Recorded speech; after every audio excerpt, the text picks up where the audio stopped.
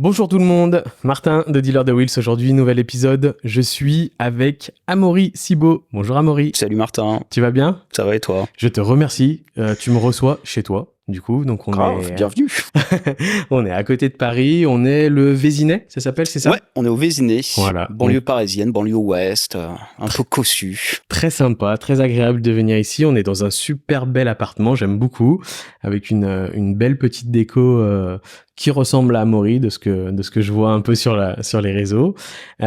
Aujourd'hui, on est là pour parler déjà de Amaury, voir un petit peu d'où il vient, son expérience avec la moto, comment c'est arrivé dans ta vie, et puis une seconde partie pour parler de son métier, puisque Amaury est photographe spécialisé dans la moto.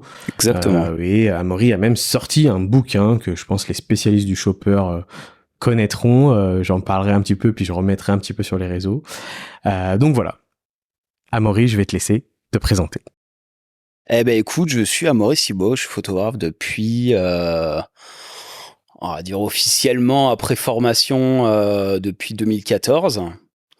Et voilà, petit à petit, je me suis spécialisé dans la moto, qui est l'univers qui m'a le plus parlé et dans lequel j'étais le plus à l'aise. Et voilà, et j'habite au Vésinet, j'ai 2 enfants Ok. qui sont pas là, heureusement. Et puis voilà. Ok, super. Un peu plus toi, du coup, ton histoire avec la moto. Comment elle se passe, comment elle arrive dans ta vie? Alors l'histoire avec la moto, bon, elle arrive assez tôt parce que mon père est motard, mais finalement je le vois pas tant avec, et surtout c'est pas forcément un truc qu'on partage tous les deux. Ce qui est rigolo dans mon histoire, c'est que la moto et la photo du coup sont toujours un peu liés. Quand j'étais jeune, en fait, j'ai très vite été amateur de deux roues, quoi. C'est-à-dire qu'à 12 ans, voilà, j'attendais impatiemment de pouvoir avoir ma mobilette ou mon scooter et tout. C'était vraiment un truc. Ça a duré longtemps. Je regardais tout le temps, je sais pas, les magazines et tout machin. J'étais vraiment mordu de ça, quoi. Je voulais absolument. Toujours sur la région parisienne, pardon. Ouais, dans le coin, ouais, dans le coin, pas loin. Après, ça, on a bougé un tout petit peu, mais globalement, je suis resté dans le même coin. Et voilà. Et quand j'ai eu, je sais pas, l'adolescence, tu vois, 16, 18 piges, je traînais avec des potes et on faisait un max de conneries. Et notamment autour des motos, c'est-à-dire on commençait déjà à acheter des vieilles pétoires, des trucs de merde, trouvés pas cher dans le coin, tu vois. Et puis j'ai un pote qui avait un grand garage, et puis on se foutait dans le garage, on bricolait jusqu'à pas d'heure, on picolait, enfin on faisait des conneries, ça ne s'arrêtait pas, quoi. C'était vraiment tous les week-ends. Donc Les, les- c'est l'histoire avec les copains, la moto. Ouais, c'est l'histoire avec les copains, ouais. Enfin, c'est comme ça en tout cas que ça a démarré, et ça a démarré quand même. Comment dire? Bah, c'était un peu le bordel, on faisait un peu n'importe quoi, donc c'était quand même assez rigolo. Ça inquiétait pas mal nos parents. Et il se trouve qu'à un moment donné, je me suis dit merde, tout ce qui se passe sous mes yeux quand même, c'est cool, quoi. En fait, ce serait cool de faire des photos de ça, en fait. Il y a toujours des histoires, des potes qui étaient toujours fans de flingues, donc il y avait des flingues et tout machin. C'est toujours à moitié à poil avec plein de chiens. Enfin, je traînais avec une espèce de bande de, de, de, de, de manouches, hein, qui étaient pas. Enfin, ils faisaient très. Il y avait ce côté très. On s'en fout, on fait n'importe quoi et tout. Ah, donc street un peu quand même. Ouais, donc un peu street, ouais. Puis on a les champs à côté, on allait se foutre dans les champs, là où ça construisait des maisons avec des crosses. On a commencé à faire ça et tout. Enfin, dès qu'on pouvait de toute manière et qu'on avait une merde à sortir, n'importe quel scooter, mobilette, machin, c'était parti, ça finissait dans un champ de toute manière, tu vois, en train de faire les cons. Et c'était drôle, et puis voilà. Et puis au bout d'un moment, comme on faisait de la merde, bah, je me suis dit, putain, faut que je fasse des photos de ça, en fait. Et c'est l'époque la pire. La pire époque pour acheter un appareil photo. Donc c'était l'époque des petits compacts avec un capteur pourri. J'avais pas le, j'étais pas assez vieux pour avoir suffisamment connaissance de l'argentique. Enfin, je connaissais pas ce truc et tout. Et c'était, je sais pas, fin 90-2000, donc vraiment fin de l'argentique et début du numérique. Mais le numérique est vraiment un chier à ce moment-là, quoi. Et du coup, j'achète un tout petit truc et puis je m'amuse du coup un peu à faire des photos, et voilà. Tu sais comment ça arrive, ça, c'est ce côté à te dire je veux faire des photos, c'est beaucoup de photos dans la famille ou c'est toi ou Non, même pas. Je pense que moi, je suis vite attiré par l'image un peu sexy. Je regarde vite le cinéma. Et je m'émerveille devant des trucs un peu jolis ou enfin après avec mes goûts de l'époque, mais je m'émerveille aussi devant la narration, le fait de raconter des histoires. Je trouve ça assez cool. Et après surtout, c'était vraiment les conneries que faisaient mes potes. Je me suis dit merde, faut l'immortaliser. C'est aussi un peu le début d'Internet, je sais plus ce que c'était à l'époque, mais MSN, machin, des conneries comme ça. T'avais des chats ou des espèces de blogs, les premiers trucs, tu vois. Donc blogs, c'était aussi un peu ce truc de se dire, on fait des conneries, on a envie de raconter quoi. Et du coup, c'est venu comme ça. Et puis après, au fil des années, donc c'était quand même étroitement lié à la moto, parce il y avait toujours une histoire de bécane derrière, quoi. Donc c'était le soir bourré, on sortait avec des grosses mobilettes. T'avais toujours un copain qui avait boosté un truc comme c'est pas possible. On essayait ça sans casque, enfin c'était n'importe quoi. Donc je me suis éclaté pendant cette période et sans avoir conscience d'une envie particulière de faire de l'image plus tard. En fait, c'est même plus tard que j'ai fait la corrélation en fait avec ce truc que tu veux dire. De moto et de photo quoi. Quand j'ai lancé je te coupe juste, quand j'ai lancé mon podcast, je me suis rendu compte depuis le temps que je faisais des vidéos, des enregistrements audio, des choses. C'est drôle. Ouais, c'est ça.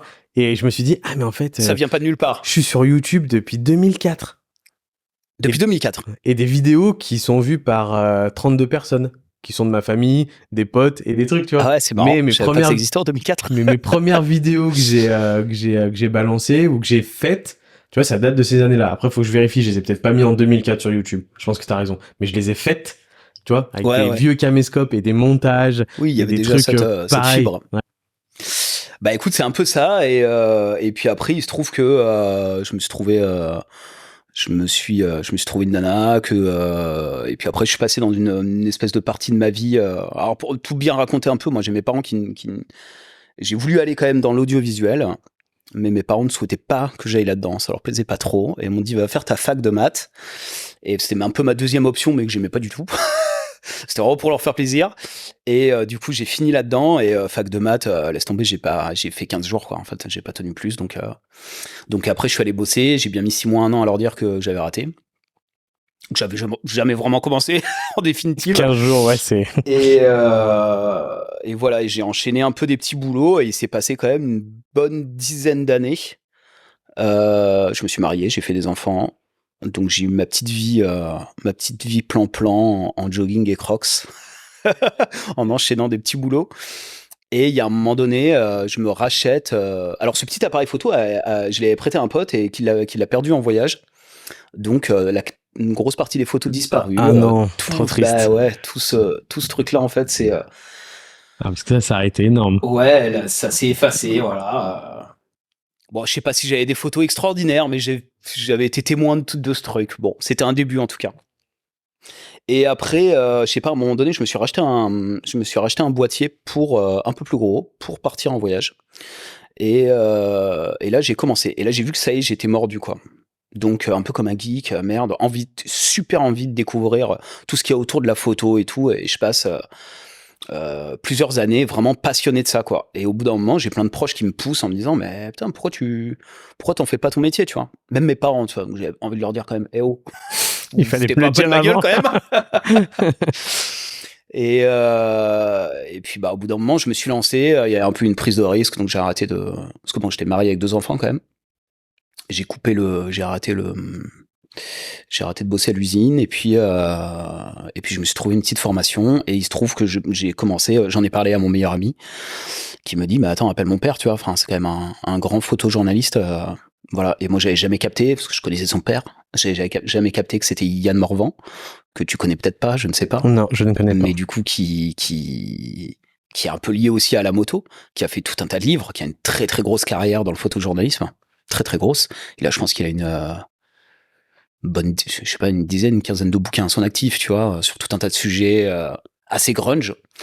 Donc ça me plaît et il me dit Momo, c'est mon surnom. Momo, si tu veux, je pars aux Elephant and Treffen ce week-end, tu viens avec nous. Enfin, tu viens avec nous, quoi. La galère. Elephant and Treffen, c'est, pour ceux qui connaissent pas, c'est le plus vieux rassemblement de motos hivernales, voilà, qui a lieu en Bavière. Il fait -20, il y a de la neige et les mecs sont en peau de bête, avec des motos un peu pourries, des sidecars et tout machin. Ils se rassemblent et ils picolent comme des cons. Et il y a une espèce de cercle dans une fosse, donc il tourne autour en bécane. C'est Pour ceux qui écoutent mes épisodes et qui auront écouté l'épisode de Domis y est allé. Ah, Domis l'a fait. Ok, Domis trop l'a fait. cool. Il devait partir à 15 et il raconte et c'est assez drôle et plus il se rapproche de la date de départ et plus ses potes Et puis il en perd. Ah ben finalement et il y va tout seul. Et il y va tout seul. Chapeau. Avec quoi? Ah, je me rappellerai plus là. Je vais pas dire de bêtises, mais ouais. Ouais, parce que c'est. Alors nous, on y va en bagnole, hein, parce qu'on est en mode équipe vidéo et photo et vidéo. Mais c'est ma première expérience, du coup, vraie expérience photo, et c'est de la moto. Et c'est de la moto quand même grunge et tout quoi. Ah bah là, c'est un délire, ouais. Et je ressors de ça et j'arrive à le vendre à je sais plus qui d'ailleurs, à un Magmoto, je me rappelle plus quel. C'était Wild Motorcycle peut-être, un truc comme ça. Je me rappelle plus, qui existe plus. Et je leur vends j'arrive même à leur vendre le sujet quoi, en faisant quelques photos et tout. Donc voilà, ça c'est ma première expérience. Et pro, donc c'est ta première expérience pro ou t'avais déjà fait des photos que t'as réussi à vendre ou des choses? Non, c'est vraiment le premier truc que j'ai vendu. Ok, ouais, donc on retombe encore sur de la moto. Donc voilà. Donc en fait, ce que j'explique à chaque fois, c'est que globalement, la moto m'a amené à faire de la photo et 10 ans plus tard, la photo m'a amené de nouveau à la moto. C'est voilà, c'est ce qui est un peu rigolo et du coup, c'est ce qui lie le truc. Enfin, tu vois, c'est presque compliqué de parler de mon. J'ai du mal à dissocier en fait mon plaisir de moto et le travail en fait. Ils sont liés quoi. Ça va ensemble et voilà. Je comprends. Est-ce que par contre, quand même, si on remonte un peu avant, t'as passé ton permis moto jeune, t'as continué à rouler en moto ou Non. pas vraiment? Non. Non. Juste la mobilette. Non, c'était mobilette. J'adorais ça. Et après, surtout, ce que j'adorais, moi, c'était vraiment bricoler. Donc ça, c'était vraiment mon truc. Donc les mobilettes, les scooters et tout machin, je les ai démontés, dépouillés, remontés, booster les moteurs et tout. On adorait vraiment faire ça. Peut-être presque plus que rouler en fait. L'aspect mécanique me plaisait de ouf. Et après, non, j'ai roulé en scoot un peu mes 125. Et après, bah, j'étais papa et tout machin. Donc ouais, c'est plus le fait qu'il y ait la famille qui soit arrivée que ça t'a. J'ai arrêté la moto et en fait, quand j'ai démarré ma formation de photo, là encore c'est lié, c'est là que je me suis dit bon bah je dois aller à Paris et tout machin. En fait, le métro c'est relou, ça me saoule. Je m'achète une vieille 125 et j'achète une Honda CB, une vieille Honda CB 125. Une espèce de merde 6 volts qui a un super look mais qui est une tannée qui tombe en panne tout le temps et tout ça, en enfer. Donc je démonte le moteur plusieurs fois et tout. Je pense pas qu'on le voit, mais j'ai un restant juste là. Ah, oui. Ouais, je ferai une petite story. Et du coup, ça démarre comme ça. Et après, donc je fais ma formation de photo et avec quand même une envie de, même si j'avais démarré mon expérience dans la moto avec Yann Morvan, j'avais quand même envie de faire du social quoi. C'était mon premier truc, je suis très engagé à ce moment-là et j'ai envie de dénoncer toutes les saloperies qu'il y a dans ce monde très très fort et voilà. Puis en faisant ma formation qui dure 9 mois, je me confronte un peu à ça. On me demande un sujet à réaliser à Noël et je cherche un sujet. Je me rappelle que je galère et puis il y a 2 clodos en bas de chez moi en fait avec qui je discute de temps en temps. Je les aime bien. Bon, de temps en temps ils sont casse-couilles mais bon ils sont bourrés, ils sont rigolos et je me dis putain mais en fait c'est eux quoi. Et je leur propose et je vais faire des photos avec eux. Je passe mon Noël, le Noël de 2013, je le passe avec eux dans un garage sous la pluie. Ils étaient en train de bouffer des huîtres périmées et tout machin. Enfin, ils étaient malades. Enfin, c'était glauque au possible. Et je fais ce sujet et à la fin de ma formation, c'est un truc qui ressort. Enfin, dans la classe, je suis un de ceux qui a amené quand même vraiment un truc un peu puissant, un peu cool et tout quoi. Mais à la fois, je sens que c'est une période du coup aussi, je m'effondre un peu, où je vais pas très bien et tout quoi. Et en fait, je m'aperçois vite que le social, c'est pas pour moi. Je suis quand même quelqu'un de sensible qui est touché par le malheur des autres. Et du coup, je me suis dit non, tu vas pas bien le faire en fait. Il faut être détaché un peu de ça pour faire le boulot correctement. Tu vas pas y arriver. Donc je me suis dit non, l'autre truc maintenant, moi je kiffe quand même la bagnole, la moto et tout. Je vais dans le loisir. Et je finis pour bosser, à bosser avec Auto Plus et Sport Auto à la fin de ma formation en stage. Et du coup, je suis Ça se lancé. fait facilement, ça? T'arrives facilement à trouver les contacts? On est en quelle année quand tu... 2014, ça. 2014. Ok. Ouais, je sais plus. Il y a quelqu'un qui m'a filé un coup de main, qui connaissait l'Icono, une Icono de sport auto.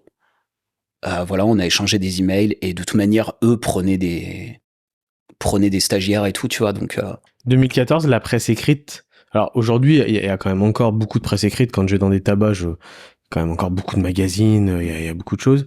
J'arrive pas à me rendre compte si il y a une différence quand même malgré tout aujourd'hui par rapport à 2014 quand tu rentres là-dedans. ah oui, Ouais, ça a ah oui, rien rien à à voir. voir. Ouais, c'est surtout qu'il y a un gros turnover. Il y a énormément, c'est un peu comme, je sais pas, les brasseries, la bière, c'est pareil. Il y en a plein d'indépendants qui se lancent. Ça dure un temps. Enfin, il y en a plein qui ouvrent, il y en a plein qui ferment. C'est voilà. Mais la grosse presse, un peu costaud, détenue par des gros groupes, de toute manière, c'est péter la gueule. Et enfin, de toute manière, la presse écrite se pète la gueule. Ça ne fait que descendre. Je sais plus, je parlais de tirage, mais sur des tirages. Je me rappelle plus trop des chiffres, mais si tu veux, Le Monde et le FIG, quand j'ai fait ma formation, devaient tirer encore, je sais pas, au moins à 300 ou 500 000 exemplaires, un truc comme ça. Je crois que là, ils sont à peine à 100 000, quoi. Enfin, ça n'a fait que décroître. Et l'avènement des applications, d'Internet, de tout ça, voilà. Aujourd'hui, on lit plus trop le papier. Et du coup, je vois aussi quand même un peu ce truc, qui s'observe déjà depuis quelques années. Et je me dis, le papier, il existe, mais dans le truc un peu joli, un peu sexy, qu'on garde et tout, c'est là-dedans qu'il existe, quoi. Et du coup, dans le loisir, ça me va bien, quoi. Donc voilà, donc je me lance un peu là-dedans, je me lance un peu dans la bagnole, je m'aperçois vite quand même que ça correspond pas trop à ce que je suis et que je suis pas... j'ai un peu de mal dans le milieu voiture, un petit peu bourgeois, je m'intègre pas très très bien et c'est pas ce qui marche le mieux. Donc petit à petit, je me resserre un petit peu sur la moto et puis il y a cet avènement à ce moment-là de la moto vintage. Donc ça me va très bien et puis voilà, je commence tout simplement en fait, moi je suis allé à des événements à Paris, des petits trucs qui existaient et on était 10 quoi. C'est 10, c'était toujours les mêmes et puis après ça a grossi, je me suis fait des potes avec qui je suis encore super pote. J'ai 2-3 de mes très très bons potes que je me suis fait à cette époque-là, quoi. C'est lors des vraiment tout premiers rendez-vous, dont John fait partie d'ailleurs. Et John de 4h10, ouais. Et puis voilà, puis après ça a commencé à grimper, donc j'ai fait toujours un peu plus de photos, et puis au bout d'un moment j'ai fait un Wheels and Waves, et au bout d'un moment je me suis dit merde, faut que je m'achète une bécane, et c'est une Harley parce que je sais pas, c'est ça que je kiffe, et je vois ce mouvement un peu chopper se dessiner petit à petit dans ma tête, quoi, et je me dis merde, ça c'est cool, quoi, c'est vraiment, il y a un truc chouette, c'est-à-dire que le mec il va construire sa moto dans son coin, il y a souvent peu de prétention, alors il y en a un peu plus maintenant, mais bon, je trouvais le truc sympa. Il y a plusieurs milieux dans Harley. Ah ouais, il y a plein de milieux dans Harley, il y a plein de milieux dans la moto, puis dans la Harley, et même dans le chopper, donc ouais, et même dans le chopper. Ouais, non, ouais. Ouais, c'est complexe. Tu retrouves du coup, est-ce que c'est ce que tu retrouves le garage avec tes copains où tu bricoles les mobylettes à ce moment-là, quand tu vois les Harley, le chopper, il y a quelque chose qui ressemble, qui t'attire par rapport à ce que t'as vécu, le fait de pouvoir bricoler, le fait de... Alors ouais, beaucoup, mais alors pour le coup c'est un truc que je fais un peu tout seul. Déjà la première CB125, je l'ai pas, quand elle est arrivée, je fais c'est bon, je découpe la selle, je découpe la boucle, je me lance, quoi. Mais pour le coup je faisais ça vraiment seul dans mon coin, dans cet appart, en bas dans la cour, avec des voisins qui ont pété un câble parce que je les faisais chier toute la journée avec de la disqueuse, avec des trucs. Après j'ai fini par prendre une place de parking en bas pour que ça soit un petit peu plus clean. Mais je savais que tous les ans j'avais un courrier du propriétaire qui disait merde, il y a du bordel en bas, les voisins se plaignent, tu fais chier, on va te foutre dehors. Mais j'étais non, no way, je continue mon truc, quoi. Et du coup quand j'ai acheté la Harley, je me suis dit bon alors j'ai commencé à la transformer. J'ai acheté ce que je pouvais. J'étais clairement pas riche. Donc j'ai pris la moto la moins chère sur le bon coin. Clairement, je suis allé chercher à Nancy.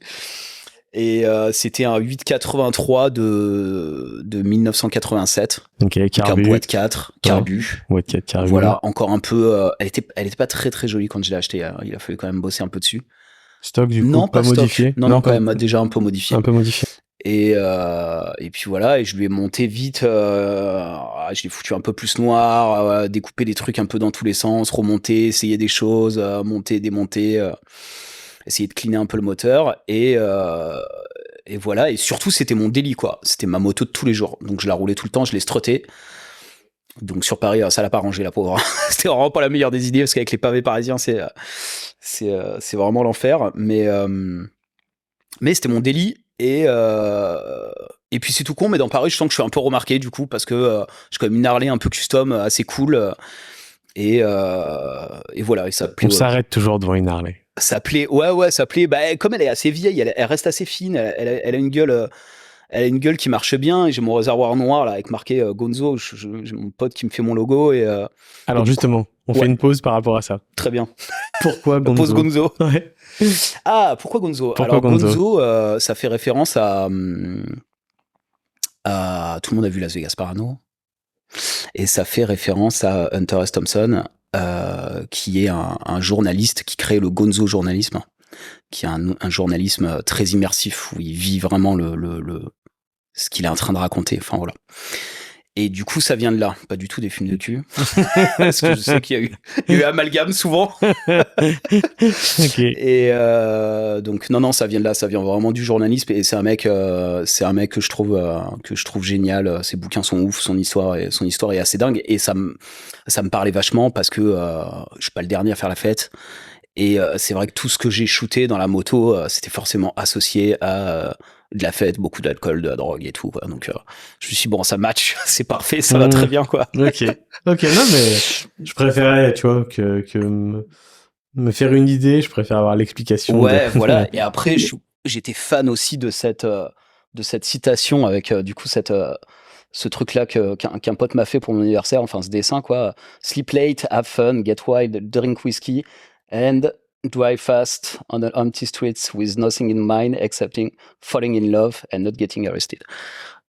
Donc, voilà, si tu peux la traduire pour les personnes non bilingues qui écoutent le podcast. Couchez-vous tard, éclatez-vous, soyez fous, buvez du whisky et roulez vite dans des rues vides avec rien d'autre en tête que de tomber amoureux et de ne pas se faire arrêter. Voilà, celle-là, je sais que j'avais toujours kiffé. Je me suis dit, bon, ça c'est bien, ça me va bien, c'est mon truc. Non, mais ouais, mais ça rejoint tout le.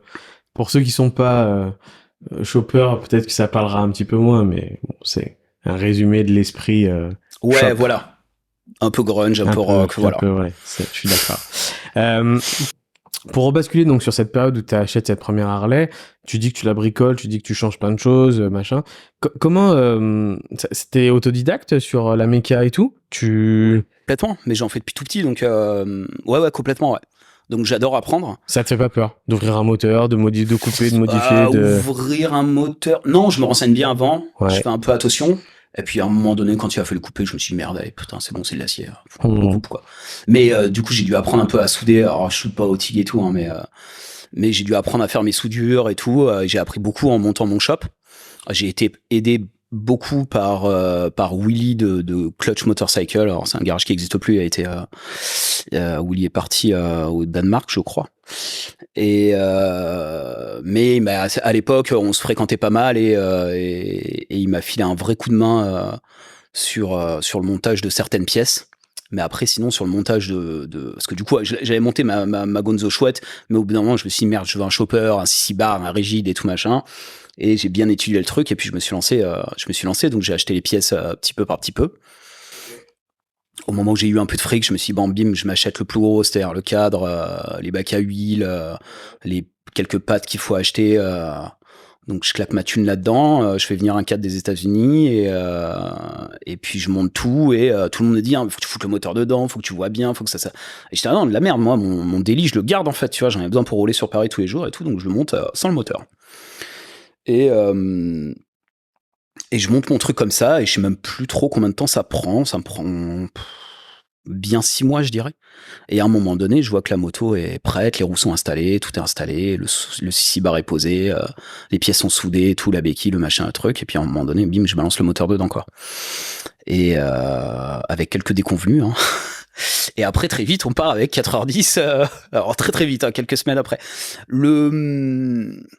je sais plus comment je me suis démerdé. Je sais que j'ai passé une nuit ici en bas à réparer des trucs. Ouais, c'est ça. Je la prends sur Paris et j'avais monté un premier garde-boue qui s'est avéré être pourri. J'avais acheté un truc un peu merdique et il a pété, il s'est sectionné et il est venu me faire le plus-moins sur la batterie, sur les Champs-Élysées.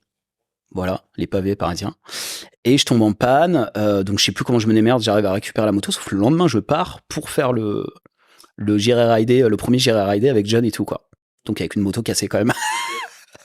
Et je suis rentré chez moi, j'ai passé la nuit en bas, j'ai dû me coucher à 4h du mat à tout réparer, à essayer de tout bricoler, tout renforcer, créer des pattes et tout machin.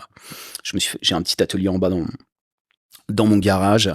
Enfin, c'est une place de parking, hein. C'est même pas un garage. Ah ouais. Ouais, donc c'est bordel. Ah ouais, Si tu c'est veux, street. c'est des grosses couvertures sur les bagnoles d'à côté pour pas leur en foutre partout parce que bah tu découpes, Ouais. tu soudes. Alors quand tu soudes, faut pas souder pendant plus de 3 secondes, si t'as les plombs qui pètent, donc toutes les 5 minutes tu cours là-haut pour remonter le disjoncteur. Ouais, je me suis fait la mission.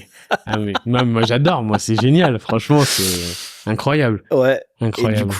Et du coup, j'arrive à monter cette moto et je la descends sur remorque de mémoire. Hein, et on fait ce truc j'irai rider avec pour ceux qui l'ont vu, tous les déconvenus que j'ai pu avoir. Il y a tout qui a pété, c'était un enfer quoi.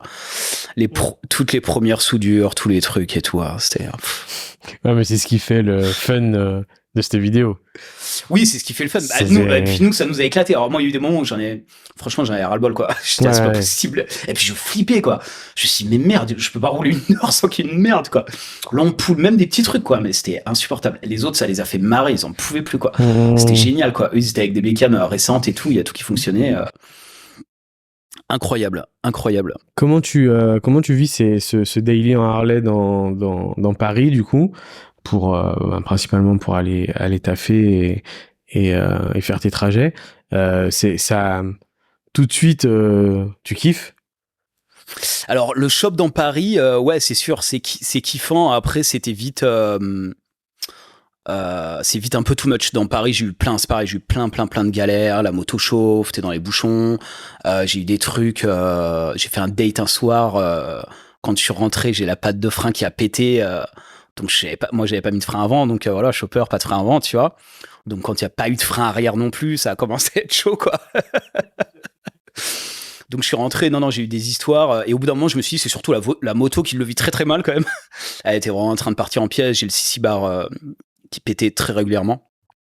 Et puis ça me foutait à la trouille. Je me suis dit, merde, un jour il y a un truc, une pièce qui va péter, ça se fout dans la roue, machin. Je vais me boiter, ça va pas être drôle, quoi. Ouais, sur le périph' parisien, c'est moins drôle. Bah encore sur le périph', ça allait. C'est vraiment de slalomer un peu dans les bagnoles dans Paris, quoi. Et surtout les pavés, quoi. Donc après, je me faisais des itinéraires. J'étais, bon, j'ai dans tel bar, mais cette rue, elle est pavée, faut pas que je la prenne, faut que je fasse un détour et tout. Parce que c'était un sup, et je voyais que surtout que j'étais en train de détruire la moto, quoi. Complètement, quoi. Tu vas quand même faire des balades? Hors de Paris, hors travail?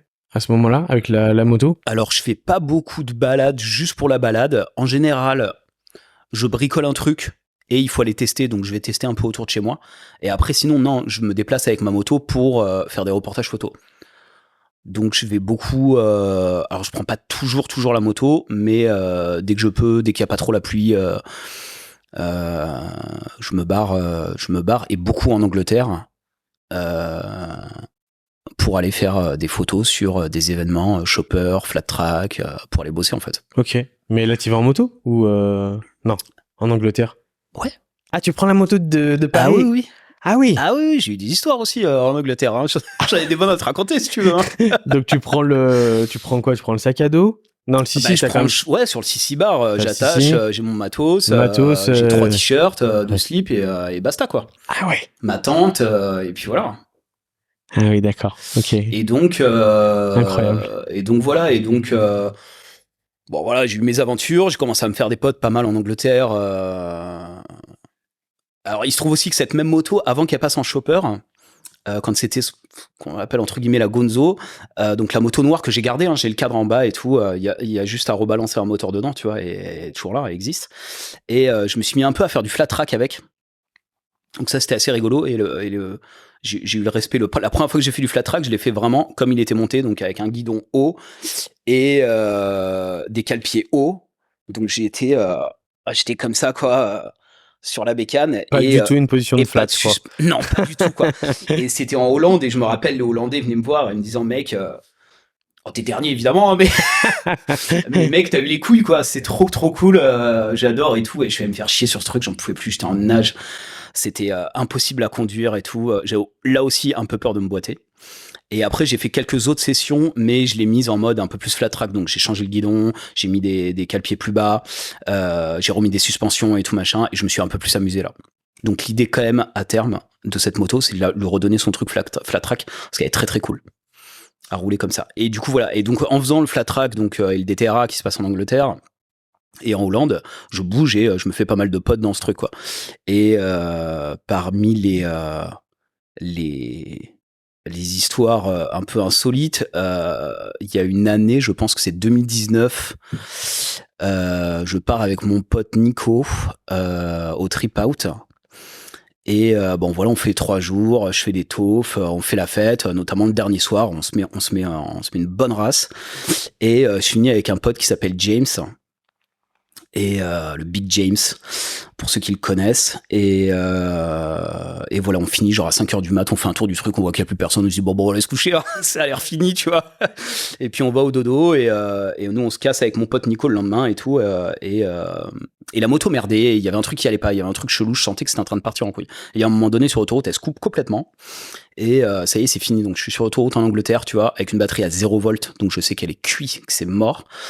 Et je me dis merde, ça craint et tout machin. Donc j'appelle mon pote James, je dis écoute, je suis emmerdé et tout machin, lui il émerge, il me dit bah écoute, laisse-moi 1 heure ou 2, reste là où t'es, j'arrive. Et lui il avait fait le flat track avant et était parti après au Trip Out qui est un événement chopper, donc il était avec son pick-up. Donc il débarque avec son pick-up, on regarde 2-3 conneries, il me dit oula ça pue, il me dit vas-y on monte, on va chez moi quoi. Donc on se charge la moto et on se casse chez lui, et le temps d'arriver il est déjà je dirais un bon milieu d'après-midi. Et on commence un peu vite à démonter et tout machin, puis on démonte et tout. Et il me dit oh putain ça pue, il y a des aimants partout. Et voilà, il y a une merde technique sur cette moto, faut le savoir. Et tous les mecs qui passent en rigide, en fait, ça crée tellement de vibrations que ça fait tomber les aimants du rotor. Et ils viennent se péter là-dedans, ils t'abîment tout l'alternateur et tout machin. Enfin voilà, ça nique tout à l'intérieur. C'est ce qui s'était passé et ça m'a flingué toute l'électricité quoi. Et nous, faut qu'on rentre. Moi, je suis séparé, divorcé, donc j'ai quand même mon ex qui est censé me rendre mes enfants le lendemain, tu vois. Et on a un bateau à prendre pour rentrer à Paris, quoi. Et là, on est à Londres, et il est très vite 18-20 heures, et il se passe pas grand-chose, quoi. Mon pote, il me dit, bah attends, vas-y, pose-toi, je commande des pizzas, là, on prend une bière, là, et puis j'appelle mon pote mécano, on va regarder ça et tout machin, tu vois. Donc les pizzas arrivent, on bouffe tranquille, on bouffe dans un garage immonde, pizza, même le sol et tout, dans l'huile, dans les copeaux d'acier et tout. Et c'est vraiment grunge. Et il y a son pote qui arrive, on commence à démonter, et il y a une liste de pièces. Je dis mais tu penses que je peux rentrer et tout machin. Il me dit bon, on va essayer, mais bon c'est un peu chaud quoi. Il y a une liste de pièces à trouver assez colossale, et puis je sais pas, il regarde dans ses pièces, il me dit bah tiens j'ai ça, tac j'ai ça. Je dis ah bon t'es sûr? Je dis putain merci et tout. Oh, putain t'es top et tout.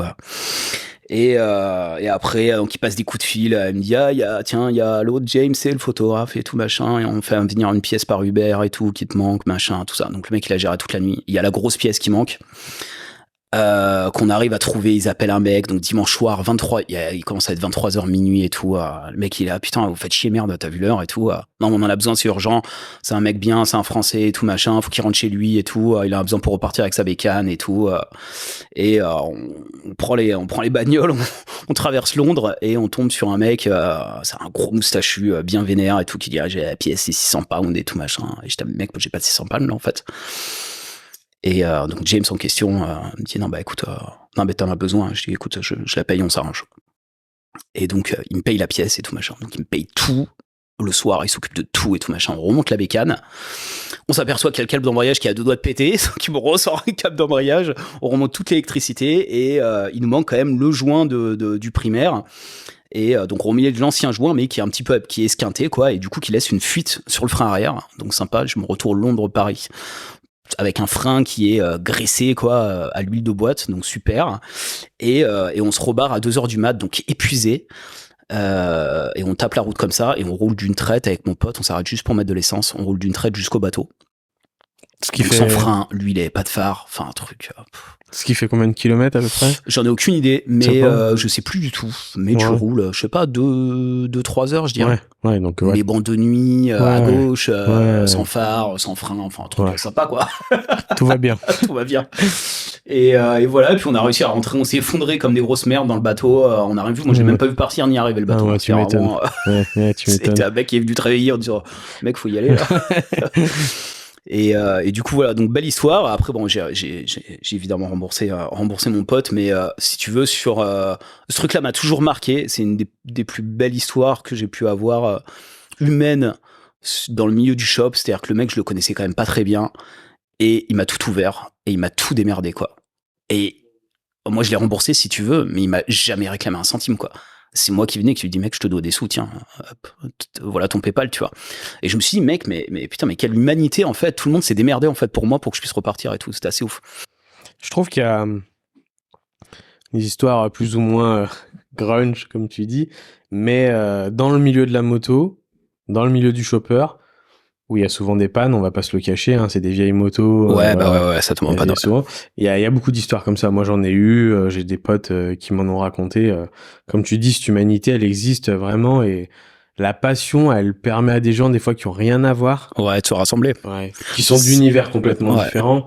Moi, tu vois, je sais, tu vois, je suis blague déjà, donc on va pas forcément m'associer à un chopper à Harley et tout. On en parlait avec Adil, dont on parlait juste avant. C'est rigolo parce qu'on s'est dit tous les deux quand on a vu, on s'était croisés une première fois au salon du deux roues, on a admiré un flat track, une vieille Harley montée en flat extraordinaire.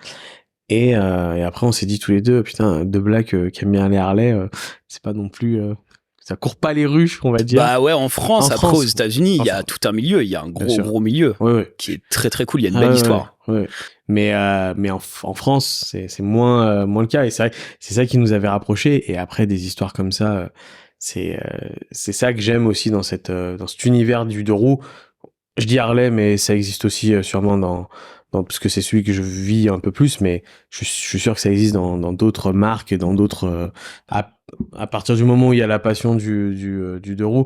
Après, il y a quand même avec les choppers une histoire aussi, je trouve, vraiment unique aux choppers. Je pense que tu le sais, comme tu as fait un livre dessus, que tu as dû rencontrer beaucoup de monde, on en parlera après, fait des photos, il y a quelque chose qui quand on est, on regarde même pas vraiment la personne, on regarde la moto et des fois j'ai l'impression qu'on aime les personnes à travers la moto qu'ils ont.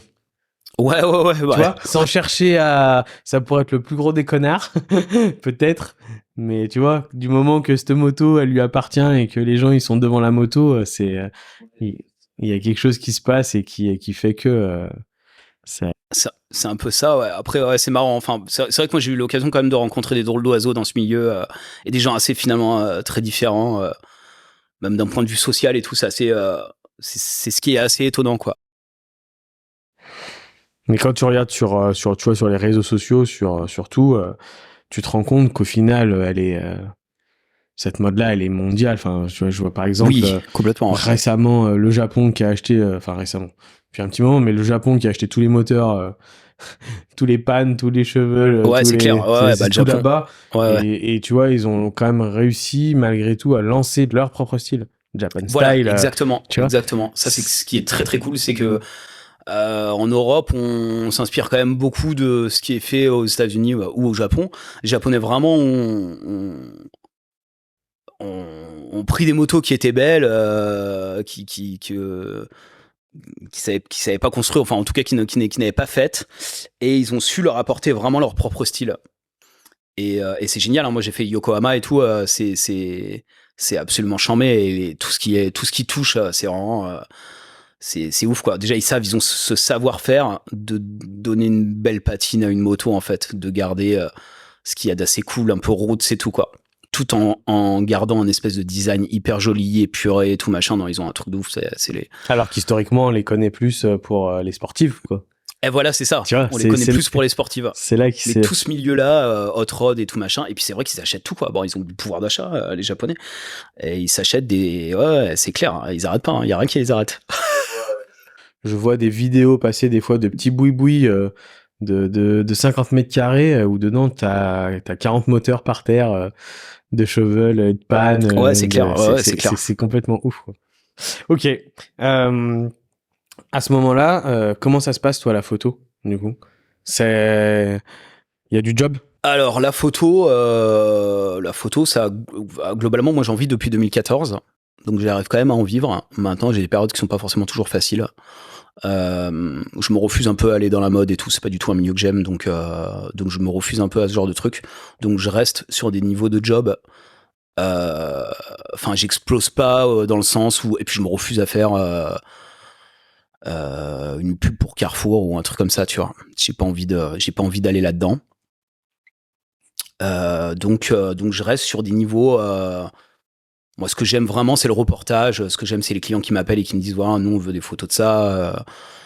C'est ça notre produit. Genre vas-y, on s'organise un truc, tu vois. Et toi, tu shootes, on te laisse libre et tout, tu vois. Et tu fais ton truc et souvent il en ressort un truc cool. C'est comme ça que j'aime bien bosser, quoi. Et je fais toute la partie moto. Alors la partie moto, elle a un moment où elle marche. Je mets un petit peu de temps à la mettre en place.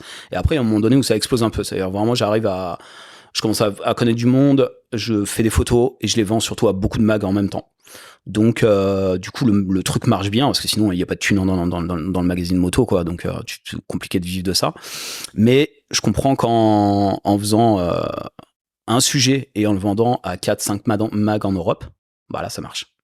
Donc, je fais ça, mais ça dure pas très très longtemps parce que j'arrivais un peu à la fin un peu de ce milieu et il y a pas mal déjà de mags qui commencent un tout petit peu à s'arrêter, donc ça dure un temps mais ça va pas durer et là depuis l'année dernière là il y a vraiment moi je travaillais plus qu'un seul magazine alors qu'avant j'en avais je tournais avec 6 ou 7 magazines, quoi. Donc entre ceux qui au bout d'un moment ont arrêté de me payer parce que leur truc marchait plus, ceux qui s'arrêtent clairement, qui te disent que c'est fini, ceux qui ont plus de budget, ceux qui passent de mensuel à trimestriel, bon voilà, petit à petit ça s'est étoffé et du coup moi j'ai bossé par ailleurs pour d'autres boîtes et j'ai développé un peu d'autres trucs pour pouvoir vivre correctement, mais tout en continuant à faire des photos dans le milieu du shopper, parce qu'au bout d'un moment je faisais quasiment plus que ça, shopper et flat track, c'est vraiment les deux trucs. C'est le virage du numérique, du digital qui réduit la presse écrite, enfin qui fait qu'elle fonctionne moins bien pour toi? Ou c'est que ça arrive au bout? Est-ce que c'est les téléphones portables, Internet, tout ça Ouais, je pense qu'il y a forcément de ça, mais il y a aussi c'est aussi l'engouement moto, tu vois. Il y a eu un moment où il y avait plein de magazines qui sont sortis, des magazines très chouettes, et je pense que ça se vendait parce que c'était cool et voilà, c'était cool, c'était sympa et les gens suivaient ça, et il y a eu un super engouement, et puis au bout d'un moment, t'as eu une période quand même où moi les premiers rendez-vous par exemple 4h10 que j'ai fait, tous les mecs qui venaient avaient un custom. Tous, quoi. Et petit à petit, en fait, on a vu des motos stock arriver parce que les fabricants de motos, ils se sont dit attends, nous, il y a une part du gâteau qu'on nous a piqué là, tu vois, faut que je la récupère, quoi.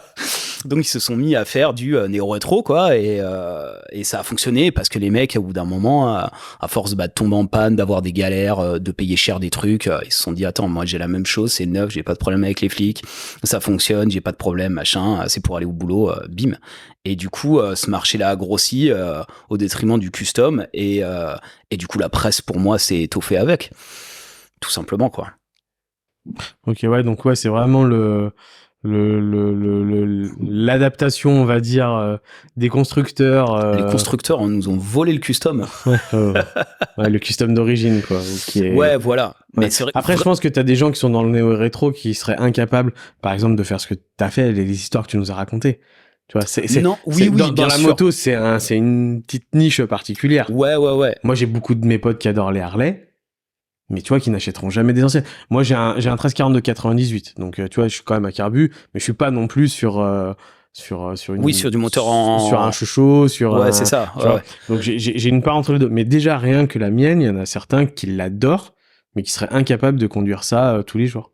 Oui, c'est ça. Tu vois ce que je veux dire? Oui, il faut kiffer, faut vraiment kiffer l'ancienne.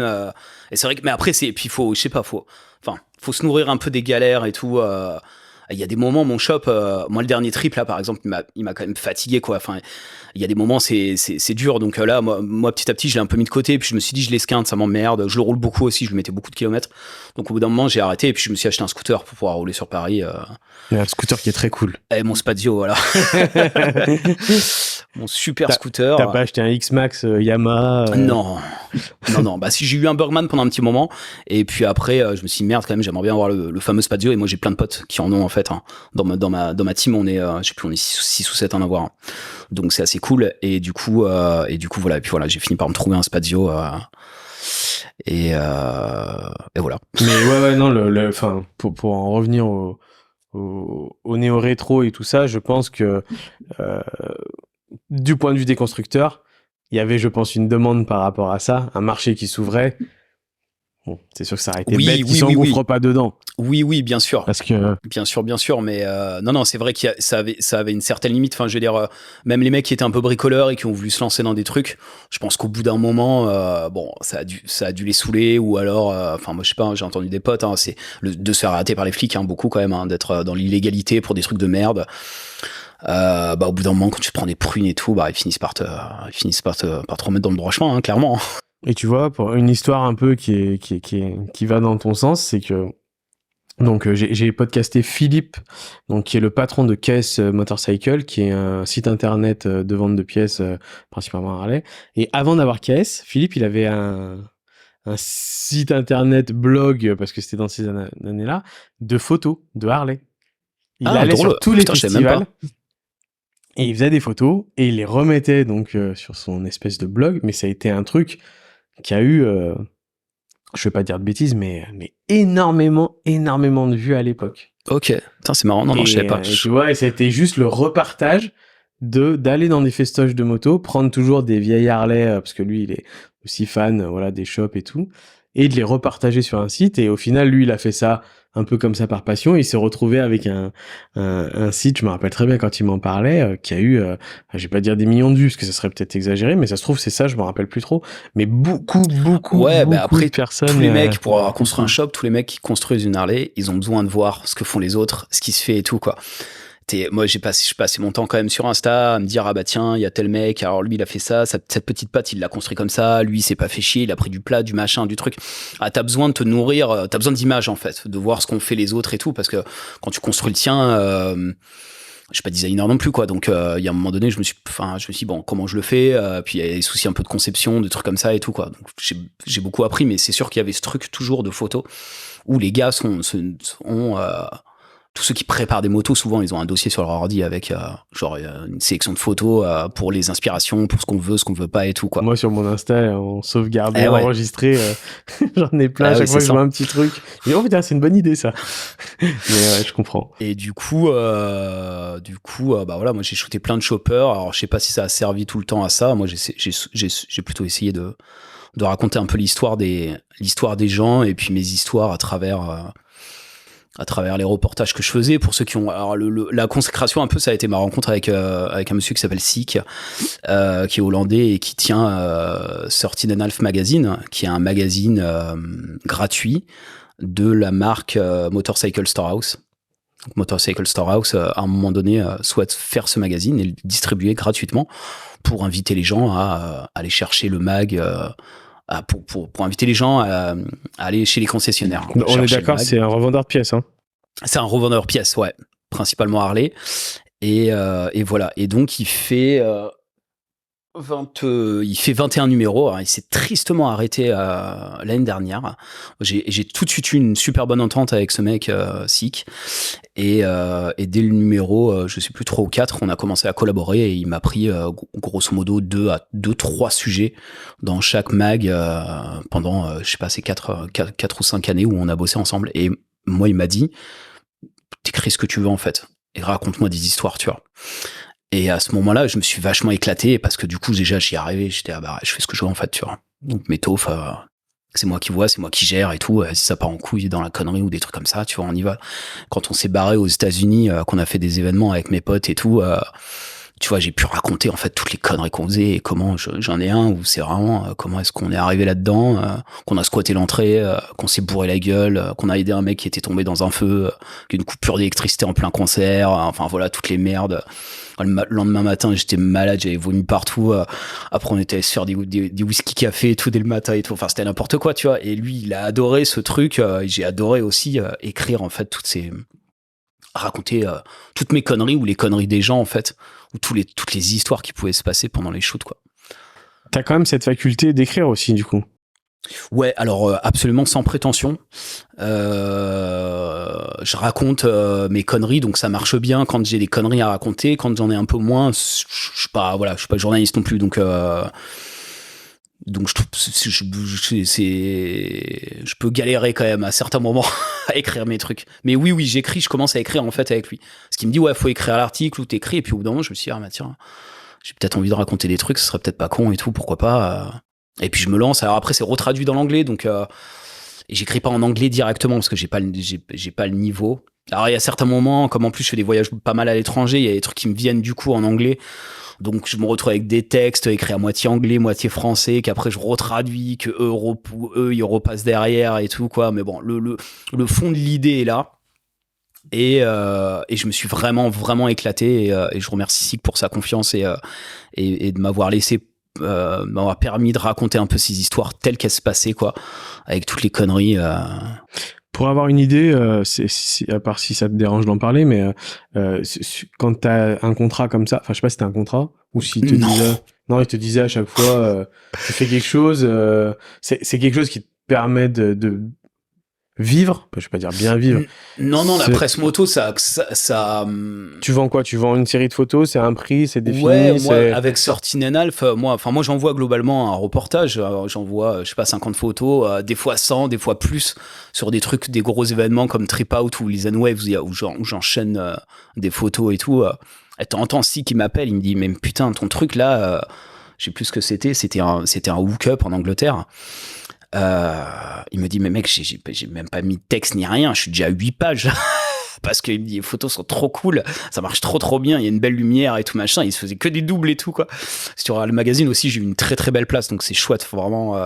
Ça a été une super belle collab et du coup mais non, d'un point de vue financier ça ne peut pas, il y a pas que ça qui peut exister, c'est pas possible. Je pouvais pas vivre que avec ça, donc j'ai quand même d'autres clients privés derrière. J'ai beaucoup bossé, j'ai fait du mariage pendant un temps et quand je trouvais je trouvais le truc assez cool pendant quelques années. Au bout d'un moment, ça m'a saoulé un peu, puis je sentais que je faisais moins bien le truc, donc j'ai dit stop. Et après, j'ai trouvé un client qui est dans le roller. Qui m'a beaucoup fait travailler, qui m'a fait confiance et avec qui j'ai bossé pendant des années, que j'ai perdu aussi en début d'année. Donc voilà, je suis un peu en recherche d'un gros client comme ça. Mais roller, c'était quoi? Du roller, alors la marque c'est Flanners. Ah, c'était une marque de. Ouais, c'est une marque qui avait créé du roller détachable. D'accord. Ah oui, qui se met sur les Vans ou sur les. Ouais, voilà. Ouais. Donc ils avaient ce truc quand même. Ils avaient ce truc très cool et on a bossé pendant des années ensemble, c'était très chouette. Et du coup voilà, c'est plutôt eux qui apportaient le gros des thunes pour bouffer dans le mois, tu vois. La moto c'était je sais pas, je dirais un quart, tu vois. Un quart quand ça marchait bien. Là maintenant, ça devient presque dérisoire. Je continue de le faire parce que j'ai aussi du coup j'ai fait le bouquin et que je me dis bon, il y a aussi ce truc qui existe et puis je suis témoin aussi un peu, donc je sais pas, je suis encore je continue parce que j'ai envie de continuer à raconter des histoires là-dedans, mais c'est plus très rentable pour moi. Donc c'est vrai que comme je te disais là en off, je fais un peu moins d'événements, j'ai un peu plus de difficultés à partir en Angleterre et tout, et du coup j'ai développé un peu d'autres trucs. Donc voilà, le vent tourne un peu, mais c'est aussi la vie de photographe. Pour moi, tu peux pas être amené à faire un truc toute une vie. En tout cas, c'est pas ma vision du truc. J'ai envie d'aller un peu où le vent me mène et puis et en fonction un peu aussi des rencontres et des envies. Voilà, et pas être fermé. Je me suis jamais dit je vais faire de la moto toute ma vie. Je me suis dit bon, il y a un moment donné ça s'est estompé, ça a arrêté, tu vois. Je continuerai d'en faire pour moi, je continuerai de kiffer, mais le boulot m'amènera ailleurs à un moment donné, quoi. On parle un peu du bouquin? Ouais, bien sûr.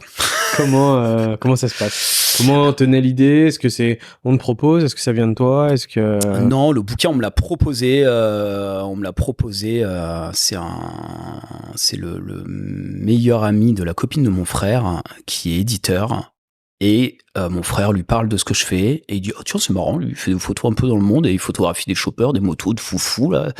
Il est pas du tout dans le milieu. Voilà, c'est un personnage assez drôle. Et voilà, il me dit, écoute, ça m'intéresse et tout. On lance le truc. Donc j'envoie des photos, je montre un peu ce qu'on peut faire, on passe des coups de fil, des machins, des trucs. Et c'est un peu au milieu du Covid. Donc si tu veux, le livre, il a dû. Alors, au début, il s'est fait, puis après ça s'est arrêté, puis il a dû se refaire, machin. Donc il y a eu plein d'allers-retours avec la direction parce que en plein la super COVID, période. Voilà. Ouais. Et à la fin, il me dit, non mais ça y est, c'est parti, on lance, on le fait en fait. Je vais te piquer la bouteille. S'il te plaît, pardon, une petite coupure. Donc au milieu du Covid. Donc voilà, au milieu du Covid, et au bout d'un moment, il sort. Mais moi, je filme mes photos en fait, et eux, ils font le job. Alors au début, j'avais un peu peur. Je disais, ah merde, attends, moi j'aimerais bien voir quand même. J'ai pas envie qu'on fasse n'importe quoi. C'est un peu dur. Il faut à un moment donné lâcher prise quoi. Donc au bout d'un moment, je me dis bon attends, écoute, tu leur as filé les photos, maintenant ils se démerdent, on les laisse faire leur travail, tu vois, c'est leur taf, et puis voilà, puis on verra bien. Et voilà, et puis après du coup au bout d'un moment, on me dit bah ça y est, il sort, il part en impression et tout, et puis je le reçois chez moi, et quand je le reçois chez moi, je suis ah merde putain, j'ai quand même mon bouquin quoi, c'est cool quoi, en le voyant. En l'ayant dans les mains et tout, pour la première fois, en le voyant, en le feuilletant, il y a quand même un truc d'émotion et tout. Voilà, c'est mon premier livre, c'est quand même un gros livre, c'est 250 pages, c'est quasiment que de mes photos à part de l'archive. Donc c'est chouette quoi. Les textes sont écrits par Charlie Lecache et ils sont vraiment super. Donc voilà, et puis j'ai plein de potes dedans et c'est toutes mes aventures et tout. Donc je suis vraiment je suis super content. Et du coup voilà, après il y a eu dès qu'il est sorti, il y a eu plutôt un bon accueil moi tous les gens que je connais, et quand j'ai parlé de notre rencontre à venir d'aujourd'hui pour enregistrer le podcast, tout le monde m'a dit moi je l'ai eu à Noël 2021. Voilà, c'est quand il est sorti. Il y a beaucoup de gens qui l'ont eu à Noël 2021. C'était un de mes cadeaux. Sorti en septembre. Ouais. Et donc c'était un peu l'objectif. Et du coup voilà, super. Super expérience. Après, on a fait quelques allers-retours. Tu te balades. Donc c'est EPA qui l'édite. C'est une filiale d'Hachette. Donc je suis allé dans les locaux d'Hachette 2-3 fois pour aller checker un peu, voir, éventuellement dire ce qui pouvait me déplaire. Ils s'étaient mis à faire, par exemple, ils ont fait des transformations sur mes photos couleurs. Moi, j'étais non, en fait, c'est moi qui fais les transfos, en fait. Et puis voilà. Mais sinon, super bien passé, nickel, bel accueil. J'ai plein de gens sur Insta qui kiffent, qui me disent qu'il est génial, qu'il est top et tout. Finalement, c'est un des premiers bouquins shopper en France, je crois. Donc voilà. Et puis surtout, témoin un peu d'une époque donnée, quoi. 2010-2020 quoi, c'est ça, c'est les moments où j'ai shooté et puis un petit peu partout dans le monde, donc on voyage quand même un petit peu, on va au Japon, on va en Belgique, en Angleterre, en Espagne, en Italie, en Californie, donc voilà. Ouais, non, je pense que moi sur les retours que j'en ai eu sur tout ce qui est photo et tout, je pense que ouais, c'est une belle encyclopédie qui pose un peu vraiment plein de choses, tu vois, il y a pas qu'un style, il y a pas, parce qu'on dans le chopper il y a plein de choses, et même moi quand je l'ai regardé, tu vois, j'ai le côté cool du livre qui devient vintage, je trouve, à l'époque où on est. Je regarde des photos sur Insta, tu sais, on regarde des photos sur son téléphone, quoi. Plus qu'on regarde des photos. Oui, tu vois ce que je veux dire? D'avoir un livre papier où tu le tournes les pages et tu vois des photos. Ouais. Et tu vois, j'ai apprécié ça parce que je scrollais pas mon écran. Oui, c'est clair, c'est appréciable, joli. Ouais, donc, tu vois, t'avais le côté où tu touchais quand même la matière, tu touchais une feuille imprimée. Ouais. C'est un gros bouquin, comme tu dis, un joli bouquin.